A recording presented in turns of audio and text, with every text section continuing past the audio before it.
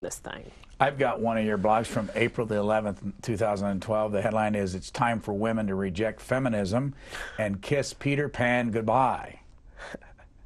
Yes, it is. In an attempt to explain why a generation of women born in the 1960s and 70s are finding themselves living lives of solitude, a male friend emailed me all the single ladies thinking I'd buy into the writer's load of crap.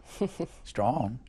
39-year-old single woman spends an endless amount of ink trying to convince herself and single women everywhere that they are happy living empowered lives of solitude, which couldn't be further from the truth. Yeah. Yeah, I do. What fired you up over this one?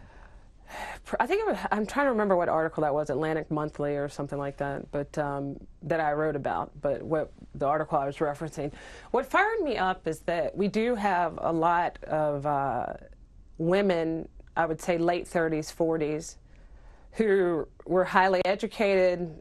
Some people would say overly educated, and we're single. You know, we're coming up short on the man department.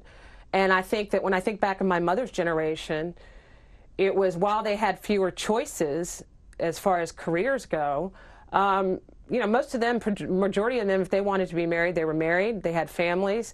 And I think with our generation, they wanted us to so much take advantage of the opportunities before us, they forgot to go back to basics and say, you know what, it's what I told you earlier, Brian.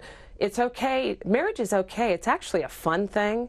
And I think what bothers me with feminism is that you can do it all. You know, you can have a baby without a man, you can bring home the bacon, you can cook it up in the pan, and the fact is you just can't. Women can't have it all. I don't think you can be a CEO of any company and have it all as a woman. You can't have a family and be a good mom at the same time. I do want to read this line just for the audience's sake. While some women may generally want to live alone, I believe that most women, including the author, meaning you, don't want to live in solitude or be an independent woman.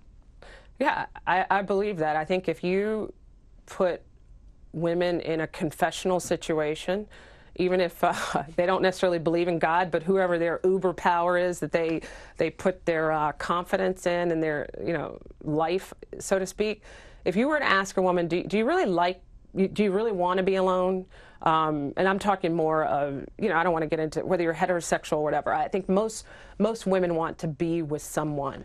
This I'd like to have you explain. You write, during my senior year of college at Georgetown University, I was forced to take a feminist criticism seminar as part of my honors English major and hated it. Yeah, I did hate it. Why? Because all we read for the semester was criticism and critiques about how Shakespeare was a misogynist, D.H. Lawrence was a misogynist, I think Ibsen was thrown in there. All the classics were somehow bad men in the way they portrayed women. I remember being in the discussion as we were trying to deconstruct the classics. By the way, did you have to take this course? Yes, I had to take it because at if Georgetown, I wanted, Catholic University? Oh yeah, if I wanted to be an honors, graduate with honors English major, I had to take it. There was 2 seminars they offered, one in the fall and one in the spring. So we sat around, and I remember looking at the professor, and I said, you know, I'm sorry, I just don't think Shakespeare was trying to, you know, throw gasoline on women. He gave women voices. Macbeth, Lady Macbeth, Juliet.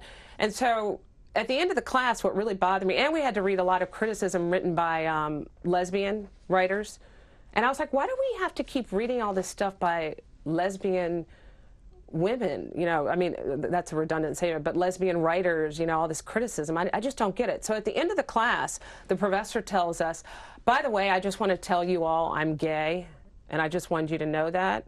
So I'm thinking to myself, why is she telling us at the end of the class? And it might have been nice to know that at the beginning of the seminar, because then I would have known why she was shoving all this, you know, lesbian criticism down our throats. I mean, it was really, you know, and I know we all are subjective individuals, and we come from a subjective place about where we were raised and who we are, but my parents were paying good money for me to go to Georgetown University, and I had to take a class which I felt was very slanted and biased. And I think feminism is a bunch of garbage. I think it's written to brainwash women into believing they can do it all on their own, and the big bad world is out there to hate them. Well, the world doesn't, you know, not all men hate women. All right. So we're almost out of time, but the final